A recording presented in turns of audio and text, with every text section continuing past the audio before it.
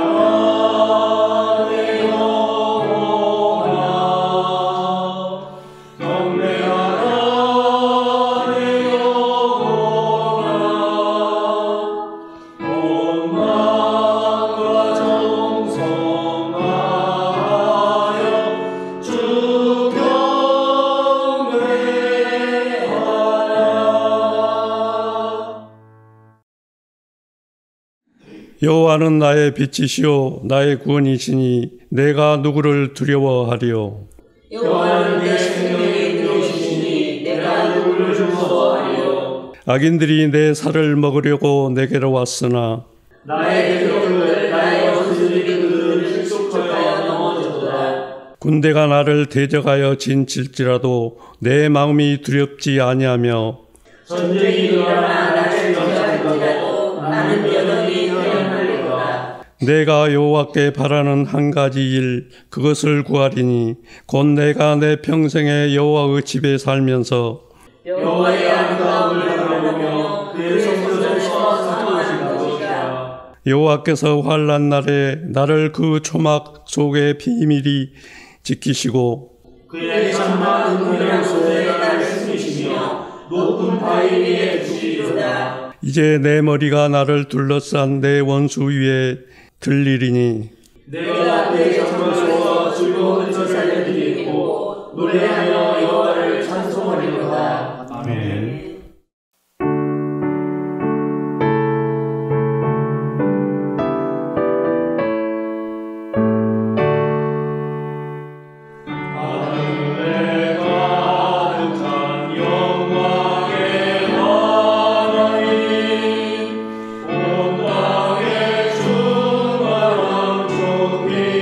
하신 하나님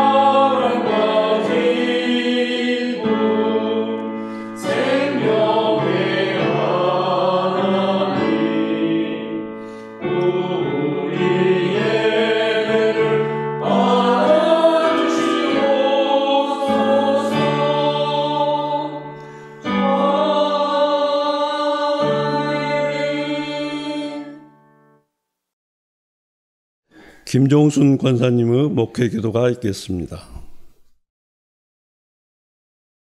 하나님 아버지, 우리를 자녀 삼으시고 택하사 거룩한 날에 예배 드리도록 은총 베풀어 주심에 감사합니다. 이 시간 우리의 그릇된 성품을 고쳐주시어 참된 그리스도인으로 흠없이 하나님의 거룩함에 동참하게 도와주세요. 위로와 치유의 하나님, 만물이 소생하고 약동하는 계절이지만 즐거워만 할 수 없습니다. 4월의 아픔을 안고 슬픔과 고통 속에 매일 살아가는 우리의 이웃을 위로하시고 치유해 주세요. 인간의 욕망과 탐심으로 자연은 병들고 전쟁은 끝날 줄 모릅니다. 지구촌 곳곳에서 들려오는 아픈 신음에 귀 기울이게 하시고 이 세상을 취하는 일에 동참하게 도와주세요.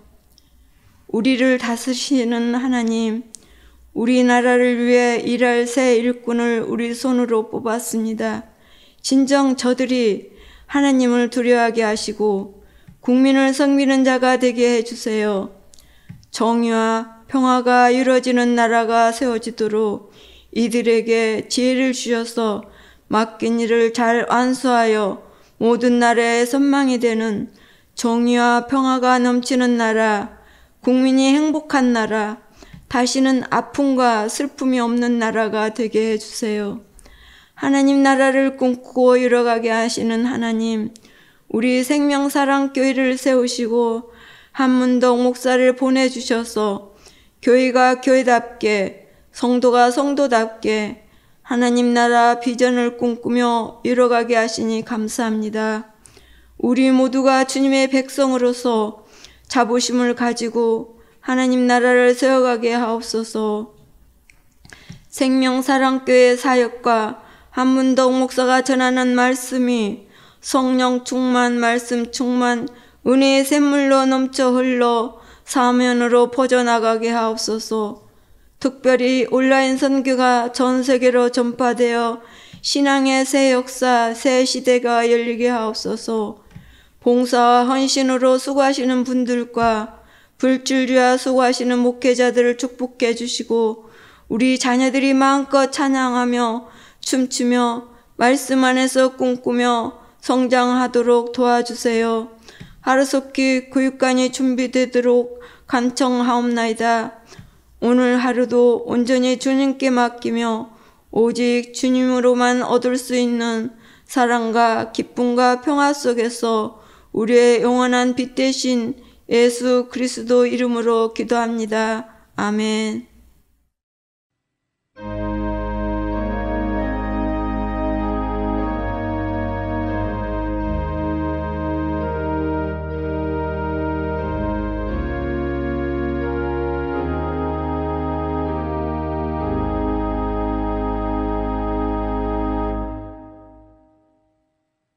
부활절 다섯째 주일 우리에게 주시는 성경 말씀은 베드로전서 4장 7절에서 16절 말씀입니다.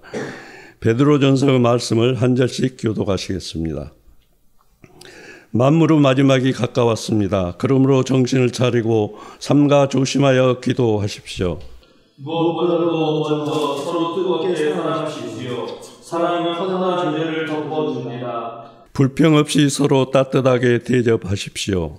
각 사람은 은사를 받은 대로 하나님의 여러 가지 은혜를 맡은 선한 관리로서 서로 봉사하십시오. 말을 하는 사람은 하나님의 말씀을 전파하는 사람답게 하고 봉사하는 사람은 하나님께서 주시는 힘으로 봉사하는 사람답게 하십시오. 그리하면 하나님이 모든 일에 예수 그리스도로 말미암아 영광을 받으실 것입니다. 영광과 권세가 영원 무궁하도록 그에게 있습니다. 아멘. 사랑하는 여러분, 여러분을 시험하려고 시련의 불빛이 여러분 가운데 일어나더라도 무슨 이상한 일이나 생긴 것처럼 놀라지 마십시오. 그만큼 여러분은 그리스도 고난에 동참하는 것이니 기뻐하십시오. 그러면 그 영광이 나타날 때 여러분은 또한 기뻐 뛰며 즐거워하게 될 것입니다. 여러분이 그리스도의 이름으로 모욕을 당하면 복이 있습니다. 영광의 영, 곧 하나님의 영이 여러분 위에 머물러 계시기 때문입니다. 여러분 가운데 아무도 살인자나 도둑이나 악을 행하는 자나 남의 일을 간섭하는 자로서 고난을 당하는 일이 없도록 하십시오. 그러나 그리스도인으로서 고난을 당하면 부끄러워하지 말고 도리어 그 이름으로 하나님께 영광을 돌리십시오. 아멘.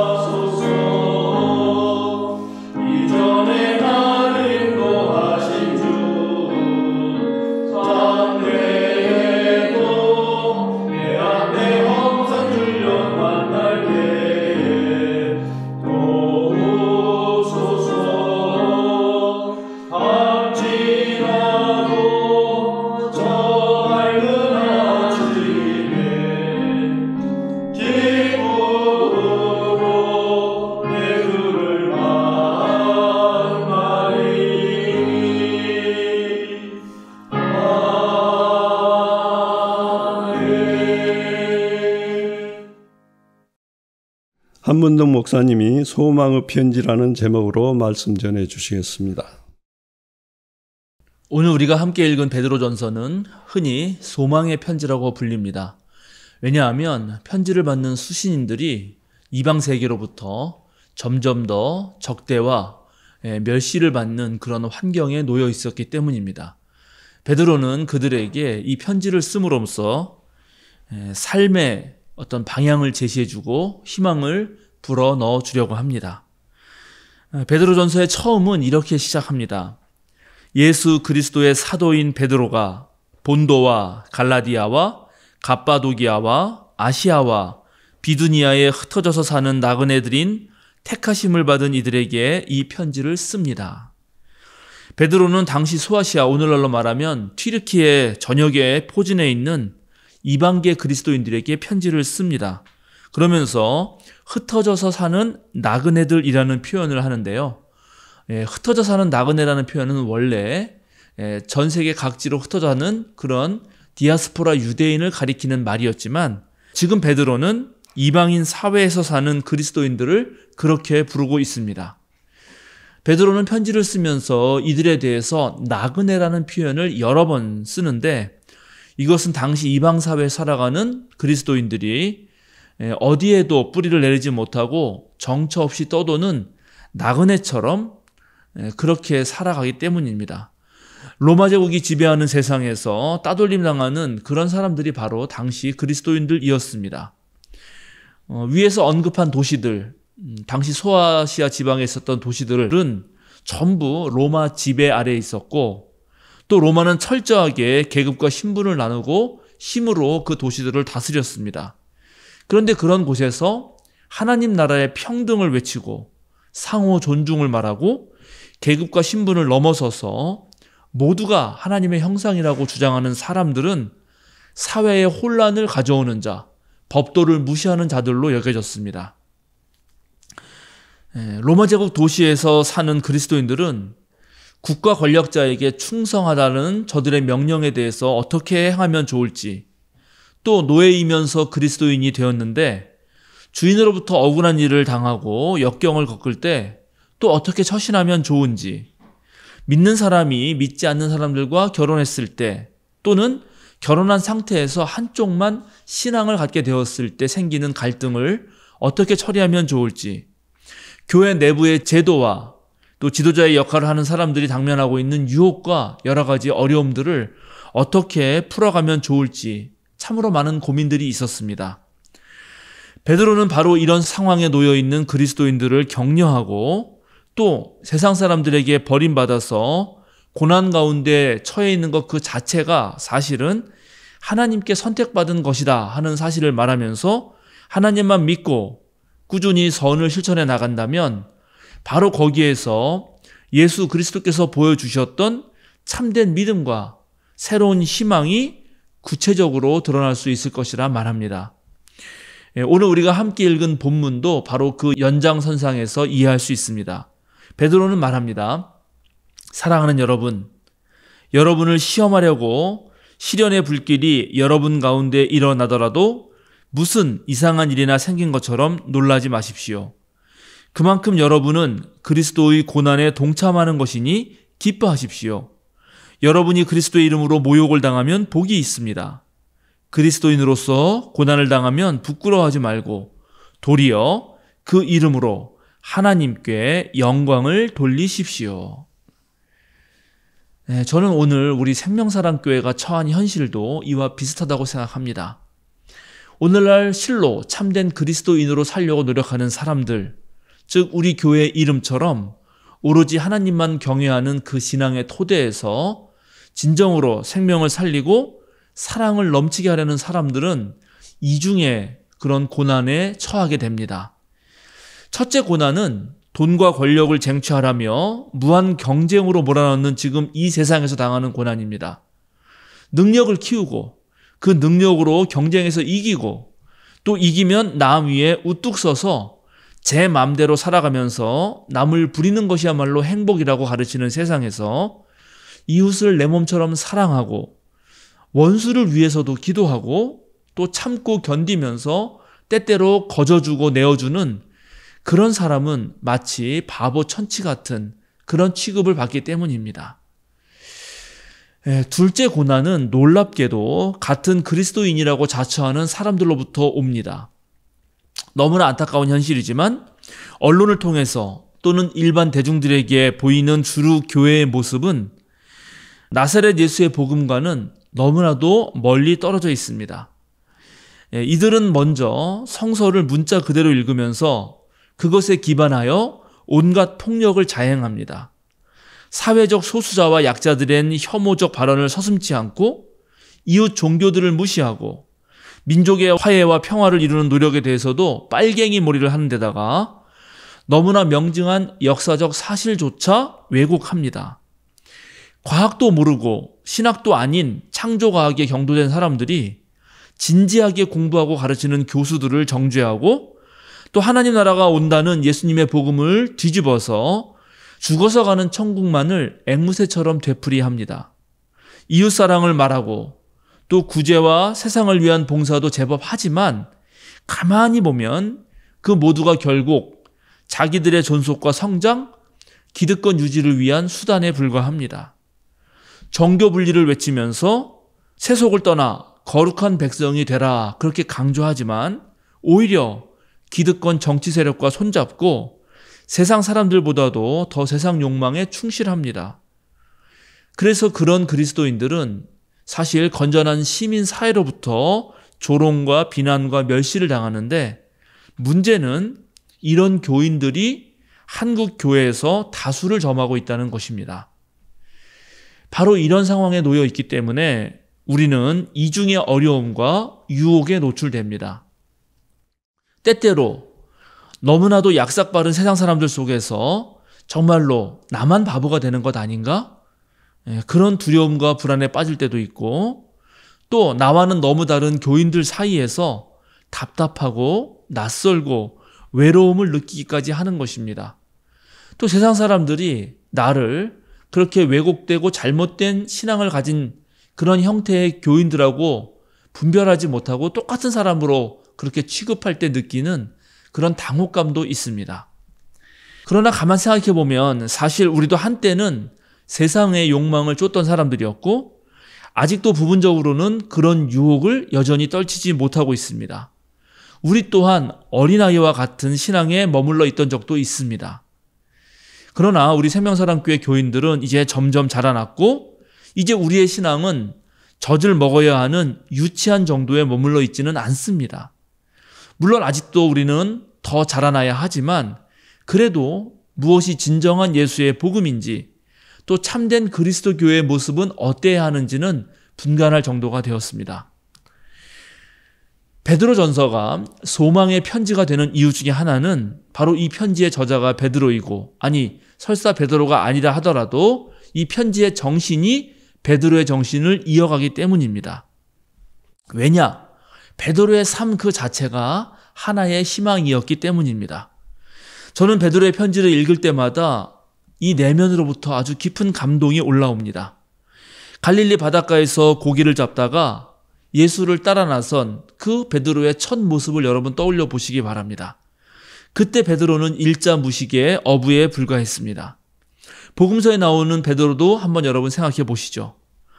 베드로는 예수님을 열심히 따라다녔지만 예수님이 하시는 말씀을 잘 이해하지 못했습니다. 예수님께 자기의 집을 내어드리는 그런 열정과 헌신을 보였지만 어떨 때는 감정에 치우쳐 섣부르게 나섰다가 낭패를 보고 또 자신이 무슨 말을 하는지도 모르면서 떠들어대기도 했습니다.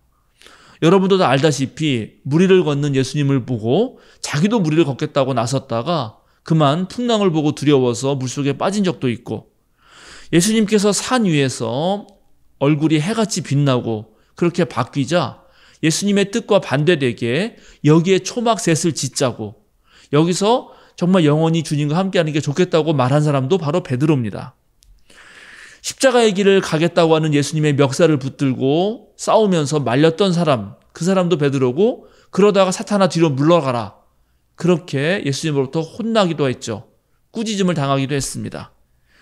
예수님이 체포당하실 때는 칼을 뽑아서 말고의 길을 자르기도 했지만 결국은 베드로도 똑같이 예수님을 3번이나 부인하기도 했던 것입니다.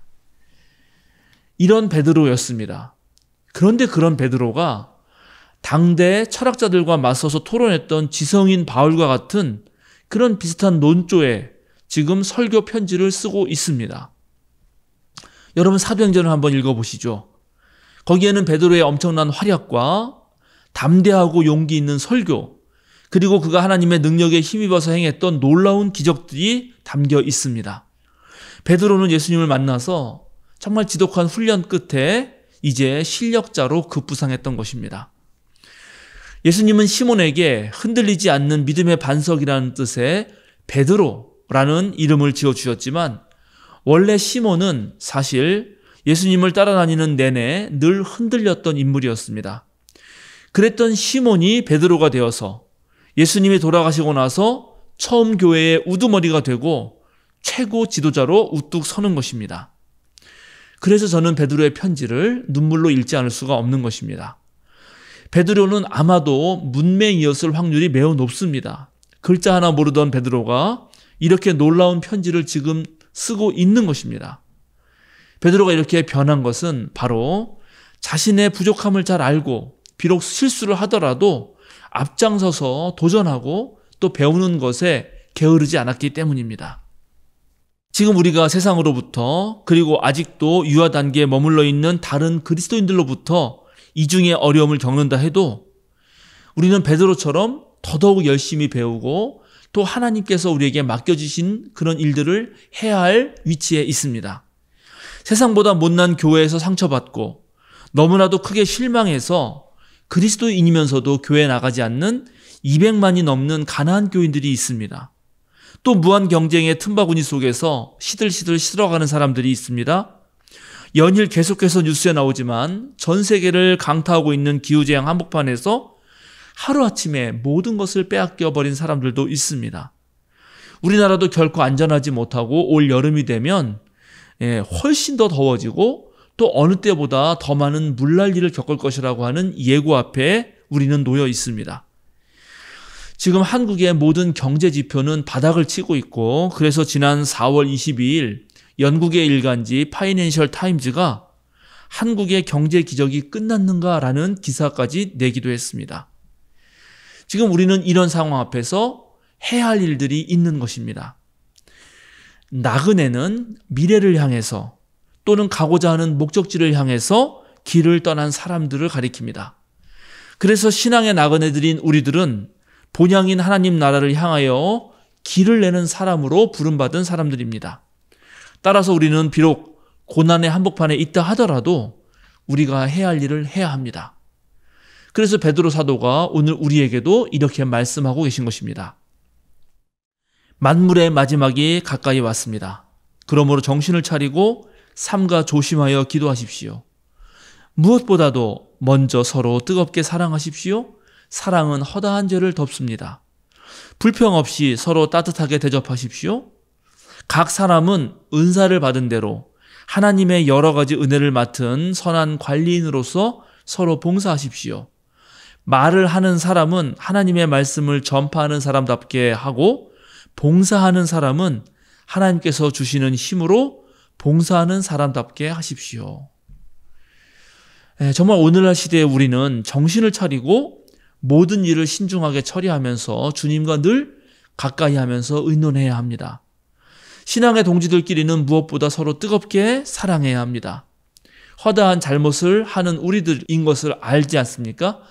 우리는 서로 그 잘못을 품어 안으면서 불평하기보다는 서로 따뜻하게 대접하기를 힘써야 합니다. 저마다 가진 재능들을 사용해서 하나님 나라를 확장하는 데 봉사해야 합니다. 이것을 통해서 우리가 베드로처럼 또한 소망의 편지를 쓸 수 있어야 하는 것입니다. 하나님께서 또 저에게도 가르치는 은사를 주셔서 이번에도 저는 3월부터 6월까지는 여러 곳에서 또 강의를 합니다. 이번에도 인천 송도에 있는 연세대학교 국제캠퍼스에서 이제 막 대학에 들어온 신입생들에게 기독교와 현대사회라는 수업을 합니다. 교양 있는 그리스도인들을 키워내고 또 비그리스도인 청년들에게 예수님의 진리를 소개하는 이 수업에서 제가 다큐멘터리 영화 수프와 이데올로기라는 그 영화를 보고 감상문을 써내라고 숙제를 냈습니다. 우리 교회에서도 함께 이 영화를 본 적이 있죠. 그리고 서로 대화를 나눈 적이 있습니다. 이 영화는 제주 4.3 사건을 겪은 한 여인의 삶을 다룹니다. 정말 좋은 다큐멘터리 영화입니다. 아직도 보지 못하신 분이 있으면 반드시 좀 찾아서 보시길 바랍니다. 제가 우리 학생들에게 이 영화를 보게 한 이유는 한국 사회의 이 복잡한 근현대사의 역사를 알게 하고 또 양극적 이데올로기가 맞부딪혔던 우리 현대사의 소용돌이 속에서 과연 참된 인간의 삶이 무엇인지를 되돌아보면서 예수께서 실천하셨던 밥상 공동체의 의미가 무엇인지 느끼게 하려는 것이었습니다. 학생이 낸 영화 감상문들 있는데요. 제가 70장을 다 읽었는데 그 중에 아주 잘 쓴 글 하나를 여러분에게 소개해드리려고 합니다. 읽어보겠습니다. 영화를 보기 전 미리 영화의 배경 지식이 될 만한 것들을 찾아보았다. 주인공인 감독 어머니의 정보들 말이다. 4.3 사건 피해자, 조총련 활동, 아들 셋은 북송. 사실 교수님이 말씀하신 4.3 사건 피해자라는 정보를 제외하면 선뜻 다가오지 않았다. 언론에서 부정적으로 다루는 조총련의 모순적 악명이 떠오를 수밖에 없었다. 또 아들 셋을 북한으로 보낸 것도, 그럼에도 딸은 영화 감독으로서 남한에서까지 활동한다는 것도 모순적으로 느껴졌다. 북한이 어떤 곳인지 다 아는데 어머니와 딸은 일본에서 편하게 사는 걸까? 그리고 무섭게도 이미 여기에서 내 머릿속에는 어머니에 대한 부정적 인식이 잡혀 있었는지도 모르겠다. 그리고 마침내 틀게 된 영화. 영화는 역사 다큐멘터리 하면 생각나는 비장함으로 시작하지는 않았다. 우리 할머니가 떠오르는 너무나 친근하고 평범한 감독의 어머니. 덤덤해 보이지만 강력하게 느껴지는 외로움. 너무나 담담하게 말하는 4.3 사건의 고통. 아들들에 대한 그리움과 괴로움. 마치 절벽 꼭대기에서 땅바닥으로 낙하하는 사람처럼 나의 생각도 부정에서 공감으로 또 공감에서 죄책감으로 빠르게 낙하했다. 낙하하는 느낌은 나의 양심이 느낀 것인지도 모르겠다. 누가 이분의 조총련 활동에 돌을 던질 수 있을까? 한 명의 인간 앞에서 시대는 어찌 이리도 잔인했을까? 어머니가 북한 찬양가를 부를 때 녹아나온 미묘한 슬픔은 내가 잠시 화면을 끄게 만들었다. 내가 영화를 보기도 전에 가졌던 부정적인 생각들을 꺼내보지 않을 수 없었다. 나는 괴로웠다. 나는 어찌 이리도 무지하고 어리석을까? 나도 결국 이데올로기에 종속되어 있는 것이다. 현대인은 정보 의존적이다. 근대 이후 현대화의 이름 아래 이성은 빠르게 감성을 압도해 나갔다. 어느새 우리는 감정적 판단을 어리석은 판단의 동의어로 사용하고 있다. 그렇기에 우리 현대인은 이성을 배불릴 더 많은 정보를 갈구한다. 나도 마찬가지다. 4.3 사건도 알고 있었고 조총련도 알고 있었고 재외 한국인도 알고 있었다. 그러나 나는 그중 단 하나도 느끼고 있지는 못했나 보다. 정보 의존적인 나는 그 모든 것을 알고 있었지만 결국 잘 재단된 형태로만 알고 있었다. 고기를 썰듯 그 형태를 잡는 것이 물론 이데올로기일 것임을 상기하니 나는 섬찟 두려워졌다. 그리고 스프. 어머니는 평생 반대하셨던 딸의 일본인 약혼자에게 삼계탕을 끓여주셨다. 역사에 고통받은 어머니도, 긴장한 딸의 약혼자도, 카메라를 든 감독도, 그리고 화면 밖에서 괴로운 나까지도 스프 앞에서 평화를 느낀다. 어느새 다시 한번 우리는 시대의 피해자가 아니라 너무나 평범한 어머니를 본다. 그리고 잠시 괴로움을 잊은 나도. 스프가 마법이라도 부린 걸까? 우리는 그 마법이 무엇인지 안다. 바로 정이다. 아이가 자라나며 산타 할아버지가 진실에서 허무맹랑한 이야기가 되어버리듯 정도 인간의 진실에서 허무맹랑한 마법이 되어버린 것은 아닐까? 정을 포기했기에 인간의 인식은 더욱 멀리 가게 되었지만 깊게 가지는 못하게 되었다. 내가 좋은 예시다. 그 모든 걸 알아놓고도 전혀 느끼지는 못했다. 표면만 훑고 안다 떠들 뿐 깊이는 전혀 없었던 것이다. 그리고 이 정이 이데올로기가 해결하지 못하는 우리가 눈 감은 문제들 해결의 열쇠인 것은 아닐까? 어머니의 고통을 덜어드릴 방법도 이건 아니었을까? 교수님이 강의에서 말씀하셨던 과학의 시대에도 남아있는 감성과 믿음의 역할에 대해 다시 한번 생각해 보게 되는 다큐멘터리였다. 제가 한 학생의 글을 소개했지만 정말로 많은 학생이 이 영화를 보고 나서 서로 자기 이념에 갇혀 반목하던 이들도 따뜻하게 나누는 할머니의 삼계탕 한 그릇이 담고 있는 그 의미를 발견했고 또 예수님께서 차리신 식탁이 당대 사회에서 어떻게 하나님 나라를 만들었는지 느끼게 됩니다. 한국에서 나고 자란 20대 초반의 청년이 만나기도 쉽지 않고 알기도 어려운 조총련계 사람들, 그리고 제1교포들, 우리 선배들이 겪었던 그 진하고도 아픈 역사를 배우면서 그들의 생각이 깊어지고 또 마음이 자라납니다. 좋은 영화 한 편이 이렇게 좋은 사람을 길러낼 수 있듯이 실로 실력 있는 지도자 한 명은 더 많은 일을 해내고 더 많은 좋은 사람들을 길러낼 수 있습니다. 예수님께서는 하나님 나라 운동을 위해 베드로와 바울을 부르셨습니다. 다소 무지했지만 우직한 베드로를 쓰셔서 첫 교회의 기틀을 닦게 하시고 또 그를 배운 사람 못지않게 만드셨습니다. 바울을 택하셔서는 그의 지혜와 논변, 뜨거운 열정을 사용하셔서 하나님 나라의 모형인 이 교회를 유럽 전역에 퍼지도록 하셨습니다. 그러는 사이 교만했던 바울은 겸손해졌고 세상의 높은 지식을 하늘의 지혜와 견주어 볼 줄 아는 사람이 되었습니다. 베드로와 바울은 여러 면에서 서로 너무나도 대조적입니다. 이 둘의 차이는 서로를 헐뜯고 적대시하고 싸우기에 충분합니다. 그러나 하나님은 이 둘 모두를 사용하셔서 주님의 몸된 교회를 세우고 확장하셨습니다. 오늘날 한국 사회는 정말 위험이 일상이 되고 양극화도 심해지고 이념의 대결이 갈수록 적대적으로 변하고 있어서 정말 도처에서 생각지도 못하는 불행과 비극적인 사태들이 발생하고 있습니다. 그래서 하나님은 이런 상황에서도 좌절하지 않고 소망의 편지를 쓸 사람들을 찾고 계십니다. 좋은 영화 한 편처럼 진정으로 사람들에게 감동을 주고 이 사회를 올바르게 이끌 그런 귀중한 하나님의 백성을 찾고 계시는 것입니다. 예수께서 인류를 향하신 하나님의 편지가 되었고 베드로와 바울이 예수 그리스도의 서신이 되었듯이 오늘에도 우리가 하나님 나라의 소식을 전하는 이들이 되어야 합니다. 우리가 모든 거짓을 물리치고 온갖 불화를 녹여낼 수 있는 따뜻한 국한 그릇 대접할 수 있는 사람들이 되면 좋겠습니다. 좀 더 넉넉한 마음을 지니고 무엇보다 서로 뜨겁게 사랑할 수 있는 그런 사람들이면 좋겠습니다. 사랑하는 생명사랑교회 여러분, 전국의 성도 여러분, 이제 베드로 사도의 권면으로 말씀을 마치고자 합니다. 여러분은 택하심을 받은 족속이요, 왕과 같은 제사장들이요, 거룩한 민족이요, 하나님의 소유가 된 백성입니다.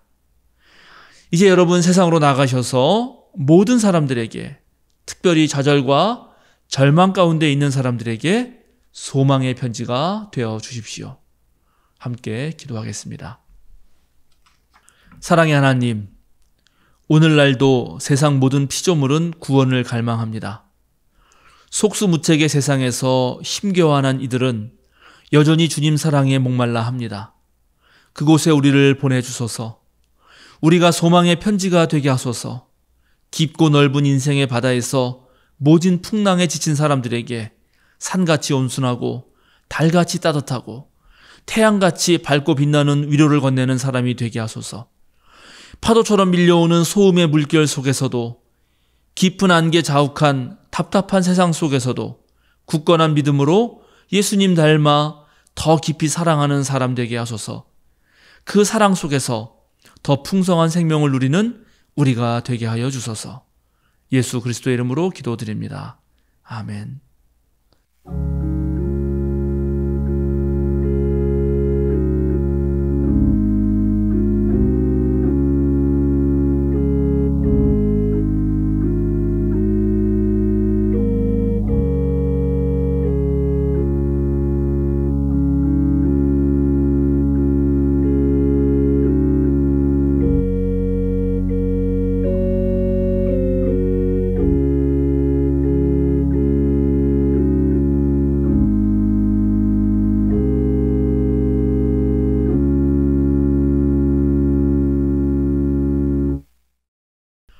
이제 다 함께 생명사랑 신앙 고백문으로 우리의 신앙을 고백하겠습니다.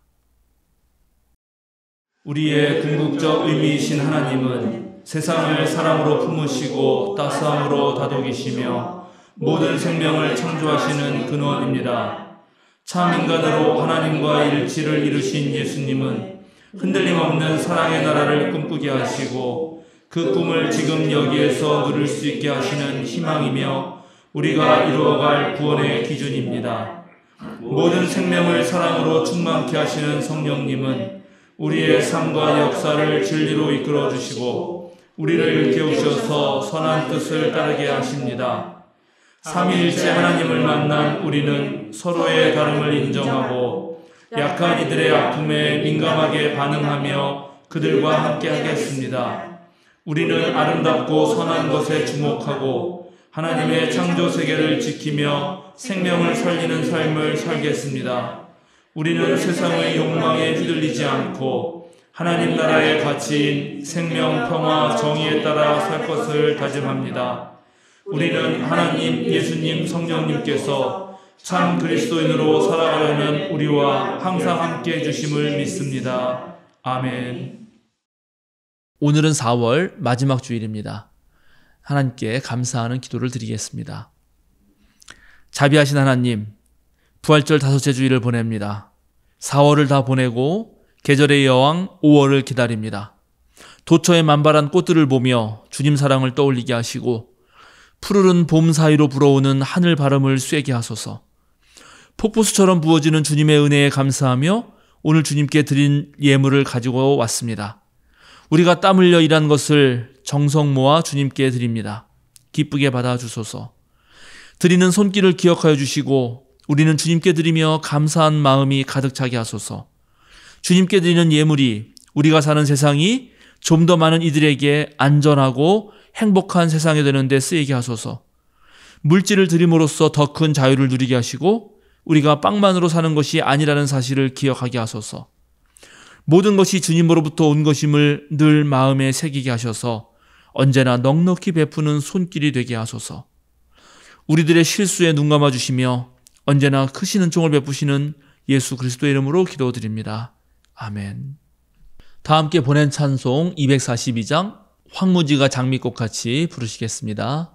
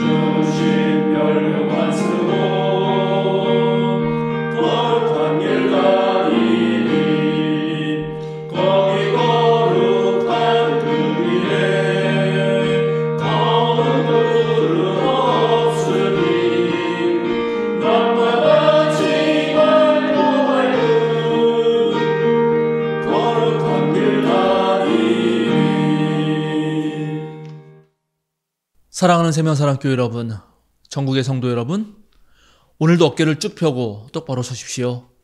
세상으로 당당하게 나아가십시오. 자유인으로 사십시오.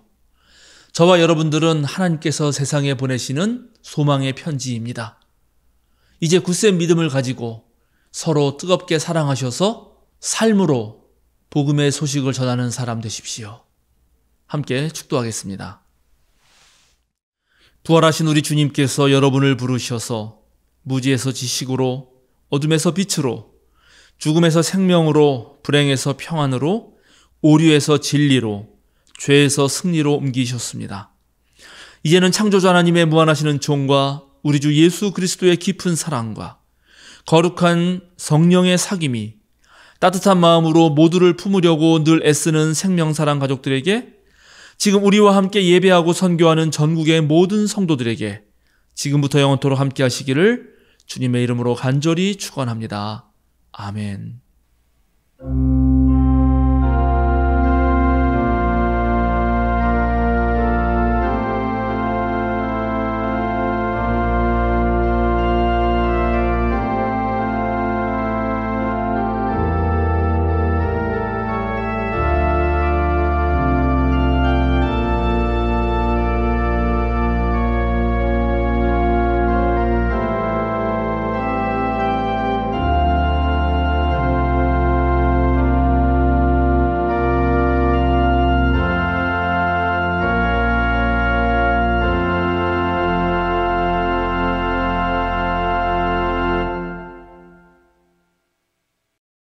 알림과 사김 시간입니다. 오늘은 부활절 5째 주일입니다. 오늘 점심 식사 후에 교육부 공간 준비 소위원회가 모입니다. 4월 목회 운영위원회는 한 주 연기해서 5월 5일 주일에 진행합니다. 4월 30일 화요일에 서울 북로의 정기노회가 한신대학교 한신학대학원에서 있습니다. 5월 1일 수요일 오전 6시에 월삭기도회가 있습니다. 5월 1일 수요일에 아가페 일모둠이 모입니다. 주제는 경청과 이의 공동체를 위한 안전한 대화법 실습 2번째 시간입니다. 오늘 7시 30분에 사도신경 모임이 있습니다. 43강 주제는 거루강 공교회입니다. 생명사랑 추천 도서 목록을 정했습니다. 4월 추천 도서는 엔도 슈샤쿠 침묵입니다. 명랑 책방 5월 책 소개 영상에 출연하실 분은 교육실로 연락 주시기 바랍니다. 다음 주일은 교회 교육 주일입니다. 어린이 청소년들이 예배를 주관합니다. 5월 12일 주일 오후 4시에 열림교회 담임 목사 취임식이 있습니다. 정진영 목사님이 오십니다. 5월 26일 주일 오후 2시에 서울 북로의 남녀청 연합체육대회가 있습니다. 대학은 신한대학교 체육관입니다. 오늘 함께 예배 드릴 수 있어 감사합니다. 한 주간 평안하시길 바랍니다.